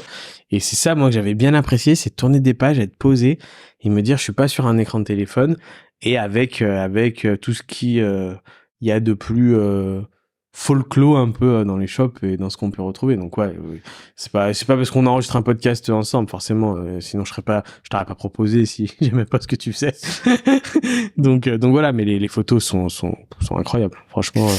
Après il y a un autre truc cool dans le bouquin, moi que j'apprécie et qui a été vachement induit du coup avec ma collaboration avec Sortine Analf et SIC, c'est-à-dire que moi il y a eu un moment donné quand même où t'as envie en tant que photographe de tourner un peu vers ceux qui ont entre guillemets la fame quoi, tu vois, je me rappelle avoir proposé, je voulais faire un shoot avec les Cycle Zombies et j'avais proposé à Sick et il me dit déjà l'accueil des Cycle Zombies quand je suis allé voir, c'était Wills. Je leur dis voilà, je bosse avec Sortine Analf, est-ce que ça vous dit qu'on fasse des taufs quand je vais en Californie, genre cet été ou un truc comme ça. Ouais, machin. Et puis il se retourne, le gars, et puis il parle à un de ses potes et il dit genre c'est cool. Alors il y a une expression américaine, je me rappelle plus exactement, un truc un peu badass. Genre c'est cool ou c'est de la merde, le mag en demandant à un de ses potes hollandais. Et il dit non, ça va, c'est cool et tout. Donc les gars ils disent bon bah vas-y, écoute, passe nous voir, tu vois, on verra. Tu sais, à la cool, un peu à la rage. Je dis, bon, ok, très bien. Et puis moi je propose à Sik, tu vois. Et il me dit ah, c'est quel zombie? Tu sais, il me dit on nous voit partout, tu vois. Je suis sûr que tu vas me trouver quelqu'un d'autre 1000 fois mieux, quoi, en fait. En vrai, il avait raison. Et c'est vrai que moi, je me suis dans le bouquin, il n'y a pas de gens qui sont spécialement connus, en fait. C'est Monsieur Tout le Monde. Et je trouve que c'est aussi ce qui le rend cool, c'est-à-dire que on va pas dans la facilité, si tu veux, aller shooter comme le font quand même beaucoup les mags aujourd'hui, la célébrité qu'il y a parce qu'il a une Harley, il est célèbre, machin, ou le gros préparateur ou machin, tu vois. J'ai que des mecs qui sont discrets, qui existent pas trop sur la toile, qui font leur truc dans leur coin. Et du coup, c'est vraiment c'est un peu de, bah, du coup, je sais pas, c'est plus intime et tout, quoi. Et je me dis que pour le lecteur, il va vers quelque chose qu'il a potentiellement pas vu sur Insta 1000 fois. Ouais, non, mais ça, c'est sûr. C'est là où je te disais que, tu vois, il y avait une différence avec Insta, parce que mine de rien, comme tu dis, hein, ceux qui s'intéressent un petit peu à ça, et qui aiment ça et qui regardent ça avec les médias qu'on a aujourd'hui, t'arrives quand même souvent à retrouver ce qu'on disait, les Braille d'Indian Larry, les shops de tous ces mecs là super connus, et c'est vrai que c'est appréciable parce que ça a un coût, un bouquin aussi, tu vois. Insta c'est gratuit, acheter un bouquin ça a un coût, Surtout aujourd'hui. forcément, surtout aujourd'hui, donc c'est appréciable en plus d'y retrouver ouais, des choses que tu vois pas tous les jours, quoi. Et du coup ça te donne envie, moi en prévoyant ce week-end et cet enregistrement ensemble, du coup je l'ai ressorti, je l'ai refeuilleté et tout, et tu vois c'était drôle parce que je me suis dit j'ai repris plaisir à le re-regarder, tu vois. Je l'avais forcément lu quand je l'avais acheté et quand j'avais regardé quand j'avais tout, et là j'ai eu plaisir À redécouvrir un peu. redécouvrir, Ouais. à retrouver des photos, à me dire ah ouais putain, ouf, ce shop il est ouf. Ouais. Mais je devrais l'ouvrir plus souvent alors. bah ouais, après toi c'est encore un autre niveau, c'est toi qui as fait les photos. Bah donc, ouais, mais de temps en temps, bah si après, de temps en temps, tu sais, quand je fais des books, des machins, je replonge un peu sur certaines images, c'est quand même des souvenirs, c'est quand même, il y a eu vraiment des moments cool. Je sais que je sais qu'il y a eu j'ai quand même une période de ma vie où j'arrivais à shooter ces trucs. J'ai presque l'impression que genre elle est derrière. Je suis un peu nostalgique de ça, quoi. J'ai l'impression presque que je la retrouverai plus en fait. ok, je comprends. Pour être complètement transparent avec toi, après c'est très subjectif, je pense. J'ai eu par contre des retours un peu moins sur tout ce qui est écrit que sur les Ah ok, photos. bah écoute, c'est pas ma partie donc ça va. Ouais. Voilà. J'ai eu des gens qui m'ont dit que c'est voilà par rapport à eux qui faisaient pas mal de bouquins, mais je pense que c'est très subjectif Ouais, ça. mais après c'est vrai que chez l'éditeur, il y avait un peu un parti pris. EPA, c'est la filiale qui fait qui fait tout ce qui est bateau, bagnole, moto, machin, un truc comme ça. Donc, et ils ont eu le parti pris de parler un peu de l'aspect historique et je crois de l'aspect beaucoup technique en fait. Ça, c'était pas forcément ce qui me plaisait le plus, mais bon, on peut pas tout le temps tout choisir. C'est ça. En fait, je savais pas comment tu l'avais. Moi, je connais pas ça et je savais pas comment tu l'avais créé. Je savais pas si c'était toi et la personne qui a écrit qui ensemble ont dit et ont trouvé un éditeur et ont tout. C'est l'idée de l'éditeur. C'est l'éditeur qui a voulu, qui m'a approché pour faire un livre sur ce que j'avais fait et sur le shopper. Ouais. Et donc voilà, c'est différent. Ça s'est fait dans ce sens. Ouais, c'est pas la même chose. C'est une démarche complètement différente. Ok. C'est difficile aujourd'hui. Ça serait difficile aujourd'hui pour toi de trouver un éditeur pour faire un bouquin. Bah, c'est toujours le même problème, c'est les thunes. Hein. Là aujourd'hui, le papier a énormément augmenté. Moi, j'avais envie d'en faire un peu en parallèle où justement j'étais libre en fait d'une page blanche et de pouvoir écrire ce que j'avais envie d'écrire. Et là, tu me dis c'est la thune, c'est que tu dois avancer de l'argent quand tu fais ça. Non, mais il faut choper, si tu veux, pour faire un truc un peu plus d'auteur, pour montrer le travail un peu plus d'auteur, tu vois, à côté un truc un peu plus d'auteur, il faut trouver un petit éditeur qui aura peut-être pas forcément le budget et tout, quoi. Donc puis de toute manière, je pouvais pas me lancer là-dedans tant que le bouquin existait. C'est un truc que je pourrais commencer à faire en fait maintenant qu'il est sorti un peu depuis quelques temps. Mais l'éditeur, moi, m'avait dit, bah non, attends, tu bouges pas une oreille, tu sors ce livre, tu vois, tu vas pas m'en sortir un autre juste à côté avec un autre éditeur. Ouais. Clairement. Je peux comprendre. Oui, forcément. Faut un peu de temps. Cette expérience t'as quand même plu, du coup. Ouais, elle m'a plu, c'est une super expérience. Ça m'a apporté, ça m'a permis de rencontrer aussi plein de gens avec toutes les histoires de signature. Puis je sais pas, c'est quand même un kiff d'avoir ces photos dans un livre. Je te dis, hein, la première fois où je l'ai vu, t'as limite une petite larme à l'œil, tu vois, t'es la merde. Puis fier un peu de son travail et tout, quoi. Même si c'était déjà quand même le cas avec notamment Sortin Analf qui me laissait vraiment une, une ouais, une belle enfin j'ai toujours eu un bel espace et tout dans Sortin Adalf et tout, quoi, mais là c'était vraiment la consécration, donc c'est chouette, quoi. Et après ça a contribué un peu à éteindre mon travail, c'est-à-dire que d'un coup il y avait presque une page qui se tournait, genre bah ça y est, tu vois, c'est enfin tu vois, c'est fait. Ouais, J'ai fait mon bouquin, tu vois, donc bah je fais quoi maintenant, tu vois. Et en fait, je me suis dit, bah non, faut continuer. Et après, moi, je travaille maintenant sur un autre truc, c'est les tatoueurs qui ont des choppers. J'ai commencé ça un peu avec Freeway. C'est Freeway qui m'a un peu lancé là-dedans. Et ça m'a, je sais pas, ça m'a plu et je me suis dit, le sujet est rigolo. Et dans mes potes anglais, de toute manière, il y avait pas mal de mecs qui avaient des choppers qui étaient tatoueurs. Il y en avait déjà une bonne partie. Et voilà, donc je bosse un peu là-dessus en ce moment et je me balade, je cherche. Alors j'ai beaucoup fait la France. Faudrait que je retourne un peu à l'étranger pour aller fouiner ça. Mais il y a beaucoup de tatoueurs qui ont des super shops. Donc je me suis dit que ça pouvait bien se marier et ça pouvait faire un nouveau livre. Ok, cool. Voilà, pourquoi pas. On a un une petite avant-première. Bon, on verra. Je pas dit que ça allait se faire, mais bon, en tout cas, je bosse un peu là-dessus. Et la semaine prochaine, je vais shooter dans le nord-ouest de la France, vers Cherbourg. Deux mecs en Harley, dont un tatoueur. Donc voilà, on continue là-dedans. Trop bien. Quand tu fais des shoots comme ça, tu prends contact avec eux, tu t'expliques ton travail, enfin ça se passe comment, ça se fait facilement, les gens sont... Ouais, bah alors, qui plus est depuis le bouquin, mais il y a eu un moment donné, en fait, à force de poster des photos, bon, en général, je vais voir des mecs, je dis ok, c'est cool, j'aime bien ta bécane, je passe te voir, on se fait des photos, tu vois.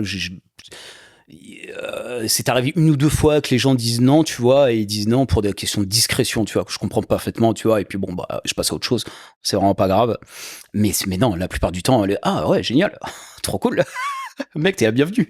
Et je me suis fait plein de potes comme ça, c'est trop cool. Et au gré aussi de mes voyages, je suis allé par exemple pour la société Flanners, on est parti à Lanzarote en 2021, je crois. Et Lanzarote, je regardais, je suis un mec qui s'appelle Tropical Jesus. Et le mec, j'ai envoyé un message, je lui ai dit écoute, je suis à Lanzarote, je fais des taufs, on se cale une journée si tu veux et tout. Moi, j'avais une journée off et tout dans la prod, tu vois, et j'ai dit vas-y, je suis allé le shooter, j'ai conduit sa bécane et tout, on a passé un moment ensemble, on a fait des taufs et tout, et j'ai vendu le sujet, quoi. J'ai aussi beaucoup fonctionné comme ça, quoi. Genre là où le taf m'amène, ou n'importe quoi m'amène, si j'ai quelqu'un à côté, boum, j'y vais, quoi. Ça t'a fait rencontrer plein de gens au final. Ouais, grave. T'as des points d'attache maintenant. Ouais, grave. Tu gardes contact avec ces gens-là, t'arrives à garder contact ou ouais, j'essaye, ça dépend. Bon, après, il y a des infinités qui se créent ou pas, hein, c'est pas toujours non plus, oui, bah, j'imagine. Ça devient pas toujours non plus des super potes, mais, ça dépend un peu, mais bon, il y a non, je passe des bons moments souvent avec les gars. Je passe vraiment des bons moments, quoi. Et non, c'est plus. Alors aux États-Unis, ça a été un peu plus particulier parce que j'y suis allé en 2018 avec l'idée en tête de faire 8 reportages, mais je suis parti avec des potes. Et puis bon, j'ai quand même quelques portes qui n'ont pas réussi à s'ouvrir avec les Américains. Tu sais pourquoi? Bah après c'est sans regret, mais je voulais aller faire des trucs un peu du coup un peu fame entre guillemets, tu vois, avec les grosses têtes du shopper californien, tu vois. Donc Cycle Zombie, bon je sais pas, enfin il y avait je voulais faire le Death Valley Run qui était organisé par un mec dont j'ai oublié le nom, qui est décédé, mais qui est dans le film qui est sorti, merde, je perds tous les noms. Le super film sur les shoppers qui est sorti, je me rappelle plus, 21 Days Under the Sky. Voilà, il est dedans, je me rappelle plus de son prénom. Et voilà, bon ça, j'ai jamais eu de réponse pour ça n'a jamais fonctionné. Il est sur Amazon, ce film, hein, je crois, non? Je pense qu'il est sur oui, sûrement, ouais, il était sorti en DVD et tout. Ouais, je crois que c'est bref. Et du coup, voilà, donc ça a été un peu plus dur. J'ai donc Will, qui tient le shop Trico à Los Angeles, qui m'a accueilli, avec qui j'ai fait des photos et qui aurait été très très cool. C'est lui qui m'a un peu chapeauté d'ailleurs, hein. Il m'a un peu pris sous son aile quand j'étais là-bas, et il m'a montré un peu des gars et tout. Et voilà. Mais après, du coup, ça m'a aussi orienté à ne pas aller vers tous ces mecs qui étaient connus. Et finalement, c'est pas plus mal. Il y a une nana que j'avais trouvée sur Instagram, on a réussi à faire des photos. J'ai Café Racer qui m'avait dit, ah mais il y a un mec qui s'appelle Kyo et tout, qui pourrait être intéressant pour moi et tout, il fait de la Harley. Pareil, assez discret, j'avais vu ses motos, mais je n'en avais pas trop entendu parler parce qu'il est très discret. Et j'ai eu la chance d'aller le shooter, et pour moi c'est un génie de la moto, c'est incroyable ce qu'il a construit. Et alors cette journée-là, je me suis senti béni, quoi. Je me suis dit, merde, là j'ai accès à... Ce mec me fait confiance, il me donne accès à son garage. Il fait ce que je me demande, tu vois, de faire, déplacer les motos et tout. Et le mec, moi, j'ai jamais trop entendu parler de lui. Mais par contre, je connais toutes ses motos, quoi. Et ces motos, elles sont ouf, quoi. Donc ça, c'était chouette. Et finalement, ce voyage, il s'est transformé comme ça, finalement, à faire des petits shoots avec des gens qui étaient pas connus. Et je suis revenu avec des trucs chambés, quoi. Tu vois, ça me fait penser à Price me supplie. Je sais pas si tu vois. Bien sûr. Et tu sais, ils font les vidéos YouTube My Garage. Et ils vont dans des garages de gars qui sont justement pas des gars connus, mais qui sont des petits préparateurs. Ouais, c'est ça. Et ça me fait penser... Tu sais, j'ai l'impression que tu me racontes un épisode que je regarde d'eux, où c'est pareil, je me dis, mais ce mec, tu sais, il est peut-être au fin fond de je sais pas quel bled dans sa petite ville. Ouais, c'est ça, il a de l'or au bout des doigts, quoi. Et puis il a des motos et il fait des trucs incroyables. Et ça, là-dedans, je pense que tu l'as aussi un petit peu en France, mais à une échelle... Bah si, moi je peux parler de mon pote Lapin. Moi j'avais des potes à Angers et je dis bah tiens, je connaissais le mec qui fait Red Laser, qui fait du cuir. Voilà, on se connaissait, on s'était croisés sur des trucs 4h10 et puis voilà. Et un jour je suis allé à Angers, je suis allé voir et il me dit ah bah il y a mon pote Lapin qui vient et tout. Alors, donc le mec en question vient et il se trouve que je dois dormir chez lui parce que je cherchais un endroit où crècher. Et donc il m'accueille et on est resté super potes. Et lui il a commencé un peu à rentrer dans le chopper. À la base il est peintre et il commence à construire ses motos et il part de rien. Et aujourd'hui il est en voie pour le Born Free aux États-Unis. Et le mec a une ascension monstrueuse parce qu'il fait un taf de ouf. C'est lui qui a fait c'est à lui que j'ai confié ma peinture sur ma moto. Et je dois y retourner d'ailleurs au mois d'octobre pour aller shooter une de ses motos, une qu'il a faite et la sienne, plus son garage qui s'est construit et tout, quoi. Et ce mec-là, il est tout discret et il est dans un coin et il parle il parle pas forcément très bien anglais. Il est sur tous les événements, il y est encore ce week-end, sur tous les événements anglais et tout machin. Et c'est une belle ascension parce que son taf est ouf. Parce que juste son taf est ouf, en fait. Il travaille trop bien, il est méticuleux, il a bon goût. Donc en fait il cartonne et j'étais trop content de le connaître quand il était pas connu de personne, en fait. C'est un mec chambé au passage, très drôle. Non, jamais. Alors on attend parce qu'avec mon pote Nico, avec qui c'est un peu mon acolyte, avec qui je voyage un peu tout le temps dans le milieu du shop, on attend de voir. Mais s'il y va, on en parlait là il y a 15 jours, on buvait une bière à côté là. On a dit mec, tu pars, on part, c'est sûr, quoi. On t'accompagne, quoi. Donc, mais bon, la sélection est rude, le voyage a un coût. Bon, voilà, c'est pas encore gagné. Mais bon, en tout cas, il est, je sais plus, enfin, il est sur la liste, en tout cas. Si vous le faites, faites-moi un petit message, hein, parce que moi, ça te chauffe. Ah ouais. Ah bah ouais, carrément. Ah, moi, ça va être une expérience. Je passe des heures à regarder chaque année tous les repas. Vidéos. Ah ouais, toutes les vidéos. Je me dis, mais moi. Oui, ça serait chambé. Ça serait chambé, ouais. Ça doit et être effectivement, ouais, on y va direct. Surtout, ça fait longtemps que je suis pas allé en Californie. Du coup, je suis allé en 2018, après Covid et tout machin. Je suis pas retourné plus longtemps. J'ai très envie d'y retourner. Ok. L'avenir, les projets, pour Amoricibo, Gonzo. Comment ça se... L'avenir, les projets... juste avant que tu répondes. Ouais. Aujourd'hui, du coup, le virage qui a un peu pris et que tu nous as expliqué et tout, on a plus ou moins compris que tu étais dans une période peut-être un petit peu aussi de... Je sais pas si peut-être je me trompe, mais de remise en question un peu, parce que tu as perdu des clients, comme tu nous disais et tout. Là, pour toi, on se dirige quand même la photo. Parce que pour moi, quand des choses s'enlèvent, il y a souvent des nouvelles choses qui arrivent. Exactement. Et il faut avoir cette faculté de... Ouais, mais alors ça, c'est complètement ma philosophie, tu vois. Prendre le virage. Quand il y a eu le Covid, j'ai perdu, pareil, une partie de mon activité, tu vois, et je me suis même pas tant inquiété, en fait. Je me suis... Je sais pas, la nature aime pas le vide, quoi. Il y a d'autres choses qui vont se créer derrière. Donc je suis pas dans la peur de perdre un truc, et des clients de toute manière, t'en gagnes, t'en perds. Je veux dire, c'est toujours comme ça. Alors c'est sûr que c'est toujours un peu relou financièrement si tu veux, mais non, c'est l'aventure. Ta vocation c'est ça qui est cool. À rebondir de toute façon. Ouais, moi. Ça c'est bien, c'est une la qualité. moto, je voulais quand même continuer et tout. Après, je réfléchis un peu à plein de trucs. Je voudrais surtout essayer de trouver aujourd'hui un job. Alors moi qui voulais pas, j'ai parlé tout à l'heure de la pub Carrefour que je refusais de faire. J'ai pas dit ça pour rien. C'est que j'en ai fait une. J'en ai fait une il y a un mois. Et tu vois, maintenant, je pense qu'aujourd'hui, je détesterais pas un peu de photos de studio, si tu veux, pour remplir le compte en banque et pour pouvoir continuer de kiffer à faire des trucs dans la bécane, peut-être dans le tatou, peut-être dans la bouffe. J'adore le burger, tout ce qui est burger et tout. J'adorerais faire des trucs comme ça. Je pense que ça s'oriente plus là-dedans, mais je voudrais surtout me libérer en fait de la partie financière pour pouvoir faire ça, être super libre et kiffer le truc à fond, quoi. Est-ce que c'est pas la maturité aussi, ça? Oh putain, c'est les 40 ans. C'est les 40 ans. Moi, je me rappelle quand j'ai commencé à faire de la moto, tu m'aurais demandé, je t'aurais dit jamais j'aurai une Harley de ma vie. Parce que moi, Harley, c'était Johnny, les franges, les mecs un peu gros avec des vestes en cuir, voilà. Pour autant, aujourd'hui... Ah, et ça existe toujours. J'aime toutes les motos, hein, j'aime tout. Hein. Oui, ça existe encore. Hein. Ça existe encore, mais dans le milieu du chopper, c'est vrai que c'est un peu plus... c'est un peu plus particulier. Mais ça continue, c'est marrant, parce que autant la custom culture, c'est quand même ralenti sur tout ce qui était, si tu veux... Au début, moi, je me rappelle, tout le monde avait un XS 650, avait une CB, tout le monde préparait un peu ces trucs-là. Et après, on est allé un petit peu vers les sportives. Maintenant, c'est les trails. Le chopper, ça n'a pas bougé. Ça continue d'évoluer. Mais pour moi, c'est un monde à part qui suit la moto. C'est un monde à part. C'est ça, c'est une ligne parallèle, quoi. Ouais. Aujourd'hui, il y a un peu plus de 2 millions. Mais c'est une mode qui passe pas, quoi. Ouais, c'est ça. Il y a un peu plus de 2 millions de motards en France. C'est ça ne cesse d'augmenter. Je pense que tu as toute une partie qui est arrivée qui est sur une idée de praticité, c'est-à-dire aller à un point A, aller à un point B beaucoup plus rapidement en 2 roues qu'en voiture, mais qui aiment bien, mais qui n'ont pas du tout ce côté passion.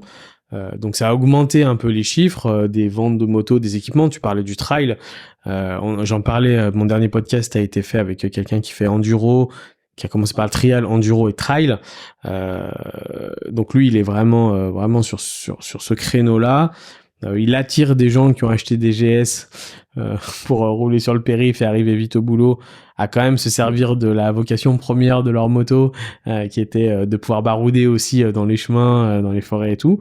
Donc la passerelle se fait quand même, mais malgré tout, pour moi, à côté de tout ça, tout ce qui change, tu parlais du néo-rétro, comme tu disais avant, moi quand j'étais jeune, j'avais un poster d'une Ducati 916 dans ma chambre parce que c'était le Graal, parce que c'était ces motos sportives incroyables et tout. Et pour autant, si tu reprends toutes les années, que tu regardes les dates, t'as ce petit monde du chopper. Ouais, c'est ça, qui a pas trop bougé. Qui continue, qui est là. Il y a avec plus ou moins de passionnés, mais il y a des choses qui ressortent, qui sont complètement identiques. Moi, je suis très attiré par le style très épuré des motos chopper. Ouais. Tu vois, ma dernière évolution a été de me faire un embrayage interne dans mon guidon et un accélérateur interne. Ouais. J'ai plus rien. J'ai qu'un frein arrière, j'ai plus rien. Mais si tu regardes ça, j'ai rien inventé. Hein. Non, ouais, bien sûr. Des années, tu vois, d'il y a 30 ans, il y en a plein qui faisaient ça. Et tu vois, ce que je veux dire, c'est que certaines choses évoluent en termes peut-être de peinture, en termes d'accessoires ou de fabrication ou de choses. Mais le suicide d'il y a 30 ans, tu peux en voir sortir un d'un préparateur. Mais quand tu les vois, c'est ça qui est assez drôle, parce que tu rencontres des mecs, les motos, tu sais jamais si elles ont été construites genre là, il y a 5 ans, tu vois, ou si ça fait 40 ans qu'elles sont comme ça, tu vois. Ou si elles sont passées par d'autres étapes. Je me rappelle, Will, lui, il m'a montré, je crois que c'était son Shovel ou c'était le Knuckle, je me rappelle plus. Mais bref, une des 2 motos, il m'a montré un peu les plusieurs étapes. Donc, elle a été comme ça, et puis après ça, je l'ai transformée comme ça, et après, elle a été enlevé le moteur et tout. C'est un puzzle, quoi. Tu t'amuses. C'est des Lego. Pour moi, c'est des Lego. Ouais, c'est des Lego, ouais, c'est ça. Tu construis, c'est cool, hein. Et tu vois, j'ai rencontré... je suis allé au Aces Experience, donc en Auvergne, qui est un festival. J'ai rencontré François, donc de Mystique Mécanique. Ah oui. Voilà. Avec qui on doit enregistrer d'ici la fin de l'année. Et ben voilà, lui, c'est encore pire. Il fait des knucks, vraiment de vieilles motos, et il y apporte une patine ancienne. Oui, c'est clair. Ouais. Il sait faire quelque chose. C'est très très chouette ce qu'il fait. Incroyable. Magnifique. Et du coup, là, quand t'es dans cette moto et que tu te dis qu'il l'a fait il y a 15 jours et que la moto, tu dirais qu'elle a 100 ans, Ouais, c'est ouf, hein. c'est incroyable. C'est ouf. Incroyable. C'est ça qui est assez drôle, ouais. Et ça, c'est marrant, tu vois. C'est cette génération, pour moi, ouais, de ces motos-là. Et comme tu dis, est intemporelle et la mode ne s'arrête jamais, quoi. Enfin, tu vois, il y a toujours un renouveau avec des personnes qui rentrent dedans, des nouveaux qui font des trucs Ouais, c'est ça, incroyables, ouais. tu vois, comme ton pote qui pourra peut-être, Exactement, ouais. tu vois. C'est top, c'est top. Et toi, du coup, des projets Alors les projets, hein, je t'en ai un peu parlé, donc trouver une solution, un financement globalement, un job qui finance un peu pour vraiment m'éclater sur certains trucs que j'ai envie de faire. Après, j'ai quand même, je construis un projet avec ma compagne, donc on se cherche une maison dans le sud-ouest pour créer un studio de yoga parce que voilà, j'ai rencontré cette super personne pendant le confinement et voilà, j'ai je me vu suis deux mis au trois stories. yoga, ce qui a dû faire jaser, je pense, hein, qui a J'ai fait vu beaucoup deux trois rire. stories où je te vois la tête à l'envers. Ouais, voilà. Sur des... Et qui contraste avec ce milieu de la custom. Cela dit pas tant parce que pour l'anecdote, les Wrench Monkey qui ont quand même beaucoup amené la custom culture en Europe. Je me rappelle à un Wheels and Waves que dans la grande baraque, il y avait un des deux fondateurs qui tous les matins faisait son yoga. Donc comme quoi, mais voilà, donc aller chercher déjà un petit peu la paix et le calme dans le sud-ouest, dans une grande maison, voilà, pour aussi accueillir les copains et puis trouver un peu un petit financement qui me permettrait vraiment de continuer ça de façon où je puisse vraiment être libre de voyager, de faire mes trucs et tout. Et puis grosse envie de retourner aux États-Unis. Pendant une période, j'y suis allé beaucoup. Ça c'est depuis le 2018, donc ça commence à faire. J'y suis pas retourné, ça manque un peu, quoi. Ok. Bon, bah super. Voilà. Merci pour ton partage, Amaury. Bah, Je écoute, pense qu'on a fait le tour. Ouais. On a On fait aurait le pu tour. parler encore pendant des heures. C'est ça. J'avais là les histoires à raconter, mais bon. Et ben, tu vois, je me dis un épisode 2 d'ici quelques temps avec des nouvelles choses. Ouais, pourquoi pas. Parce que c'est toujours agréable. Et puis en plus, t'as une expérience du coup encore plus large que ce que je pensais. J'imaginais bien que voilà, tous ces shoots, toutes ces photos, mais tu vois, derrière, il y a une histoire et il y a un truc encore plus cool, moi, que je trouve génial, c'est, tu vois, quand tu me dis que les choses que t'as fait en Angleterre, t'y allais avec ton shop et tout, machin. Ouais. Tu vois, des fois, derrière un photographe, il y a une espèce de... On peut y amener un espèce de confort aussi. Tu vois, c'est quelque chose de matériel. Enfin, tu vois, il y a... Et du coup, on va se dire, le gars a pris l'avion, il est allé là-bas, il avait pris contact avec les gens, il s'est posé, il a fait ses photos et tout. Et en fait, toi, pas du tout. Et dans l'esprit shopper, pour moi, du coup, on se rend compte que tu l'as photographié et tu l'as aussi bien photographié parce que je pense que tu le vivais dans la vie de tous les jours aussi. Ouais. Et Mais alors, c'est différent. Du coup, c'est marrant. Si tu me permets une dernière anecdote. Allez, vas-y. Avec plaisir. Au dernier, alors non, pas au dernier Wheels and Waves, celui d'avant, celui de l'année dernière. Donc, je suis parti toujours avec mon pote Nico. Et puis, je passe par le village et je croise le mec avec qui j'ai commencé la photo, donc Yann Morvan, qui est là-bas, qui vend des bouquins du coup autour de la moto aussi. Donc voilà. Il est là-bas et on discute et tout machin. Et puis moi, je suis à un moment un peu de déprime où le taf forcément roule pas très très bien. Et puis je le vois lui à je sais plus quel âge, 68 ans, un truc comme ça, tu vois, qui est là. Ben là, moi j'étais à Stalingrad avec les camés. Je retourne en Ukraine, shooter ça, machin. Tu vois, il est encore sur tous les fronts. Et je suis là. Je sors de cette discussion super enrichissante, mais dépité en me disant mais c'est pas possible, j'y arriverai jamais, c'est pas possible. Tu vois, c'est mec, il est une légende quoi. Et je me rappelle, donc on quitte le truc avec mon pote pour aller faire je sais pas quoi d'ailleurs, et on marche et tout machin. Et je croise des gars qui sont passés par là, qui sont de Lyon là, des potes de Tommy, qui sont passés à la maison avec Bastien, et je croise ces deux mecs en triomphe, qui ont deux triomphes noirs. Et je les vois et tout machin, et puis je leur dis merde, je dis les gars, vous avez pas genre une demi-heure, une heure là devant vous et tout machin, mes gars, elles sont cool, vous avez un look de ouf et tout, on se fait un shoot quoi. Et le mec, bah, genre, ouais, vas-y, tu vois, pas de problème, tu vois. Et on se lance, donc vraiment à l'improviste, quoi. Et on se lance dans le shoot de ces deux bécanes. Et je dis à mon pote, Nico, du coup, j'étais gonflé à bloc. Et je dis, ah putain, vas-y, je suis motivé de ouf, on va faire des images de malade et tout. Et j'ai un de mes potes qui m'avait prêté une bagnole. Et bon, une sombre histoire, on avait crevé le matin, des galères, voilà. Ça ne s'arrête pas, tu vois. Et voilà. Et il y a un pot de peinture dans le coffre, tu vois. Et on le sait, on a un peu tout déménagé pour sortir à la roue de secours, voilà. On le sait, voilà. On commence le shoot. Et au bout d'un moment, j'ai le mec qui s'arrête, Bastien, et qui me dit, mais mec, il y a un truc qui coule de ta voiture. Et le pot de peinture, en fait, on a roulé dans tout Biarritz avec un pot de peinture qui était renversé et qui tombait par le trou. Comme on avait retiré la roue de secours par le trou, si tu veux. Et donc, il y avait de la peinture partout et tout. Et on a repeint Biarritz, voilà. Et après, on a fini par se poser dans un coin, tout nettoyer, à côté de l'Art Ride. On a fait le shoot. J'avais de la peinture plein les mains. Enfin, voilà, on a fait ce shoot comme ça, un peu à l'arrache. Voilà, de la peinture plein les mains. Et après, on a dû aller tout nettoyer, tout machin. Enfin, voilà, c'est encore une drôle d'anecdote que je raconte dans un des derniers sorties Nanalf. Et voilà, et comme quoi, des shoots comme ça à l'improviste et tout, c'est comme ça, c'est les meilleurs, quoi. Ouais, et du coup, autant dire que mon article, il était tout trouvé. Ouais, oui, bah forcément, c'est sûr que ouais, si t'as rendez-vous dans un studio, que tu montes dans un immeuble, que tu shootes dans une voilà, avec des lumières, des choses, tu vas avoir moins de choses à raconter que au bord de la route. Oui, c'est clair. À arrêter des gars et à, ouais, c'est clair. Ouais, mais c'est sûr. Mais je pense que ouais. Comme tu dis, j'espère que tu vas trouver ce qui va te entre guillemets te faire vivre d'un côté, mais je pense ne pas t'empêcher de continuer à vivre ça, parce que je pense que, tu vois, souvent quand je fais des podcasts avec les gens, selon ce qu'ils font après, il y a souvent un fil conducteur. Et quand on a commencé à parler, que tu m'as raconté le petit Amaury qui faisait n'importe quoi avec ses potes dans le garage avec une mobilette, au final, c'est celui qui a grandi et qui fait des photos en mettant de la peinture un peu partout dans Biarritz, tu vois. Ouais, un peu plus sage, un peu plus fatigué, mais effectivement, c'est le même, ouais. Un peu plus grand, mais c'est le même. Et c'est je pense que c'est ce que t'es vraiment. Oui, après, la maturité, les enfants et l'âge, t'as dit que, ouais, il y a un moment, faut ça va pas tout arranger non plus, hein, mais bon. Non, mais qu'à un moment, il faut payer les factures, comme on dit. C'est ça, ouais, il faut payer les factures. C'est sûr, un peu plus de responsabilité, mais bon. Ouais.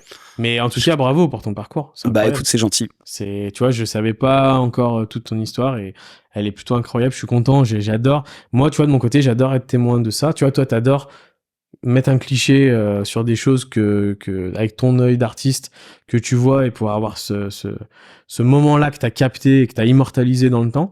Et moi, j'adore écouter et être témoin des histoires des gens, tu vois. Et de savoir du petit Amaury jusqu'au photographe que t'es devenu, du livre que t'as fait, toutes ces choses-là, j'adore ça sur la parole et sur l'idée d'avoir voilà un moment, bam, bloquer ton histoire et qu'elle va rester du moins enregistrée quelque part. C'est ça, mais c'est la magie un peu du podcast, je trouve. C'est un peu ce qu'on retrouve, c'est ce qu'on n'entend jamais ailleurs, un peu. Comme si on était. C'est génial. Et ce que j'adore, c'est que les gens pourraient être assis à côté de toi et t'écouter tous les trois. Et c'est ce que je veux retranscrire. Et je pense que là, avec ton histoire, en tous les cas, et tout ce que tu nous as raconté, c'était super. Donc, je te remercie énormément. Avec plaisir. Du partage. Et puis, vous pouvez suivre, du coup, sur ton Insta. Ouais, carrément. Photos. Le bouquin est encore en vente, mais on a parlé de quelque chose avant. Donc, pour tous ceux qui l'ont pas et qui adorent les motos, allez vite l'acheter. Ouais. Où il reste sur les endroits. Je crois qu'il est encore sur Amazon. Je crois qu'il est encore sur Amazon, sur la Fnac et tout. Ouais. Après, si vous pouvez l'acheter sur EPA, je crois qu'il y a un lien, moi, sur mon Insta. Ok. Ça évite de filer des thunes à la Fnac et Amazon. Voilà. Donc, on file tout à l'éditeur. Allez sur EPA, sur le. Qui en a plus besoin que ces gros groupes. Ouais, c'est ça, que Amazon, je me rappelle plus du Jeff Bezos, voilà. Ouais, Jeff Bezos, non, c'est sûr. Il a beaucoup moins besoin d'argent, lui. C'est ça. Donc, allez sur l'Insta d'Amaury, et puis suivre et suivre son travail, vous verrez que c'est assez cool. Merci de m'avoir accueilli chez toi. On remerciera aussi ta conjointe, du coup, qui était là, qui m'a très bien accueilli. Et puis, je te dis à très bientôt, et puis, pourquoi pas se recroiser plus tard. Trop cool. Merci beaucoup à toi. Merci Amaury, bonne journée. Salut.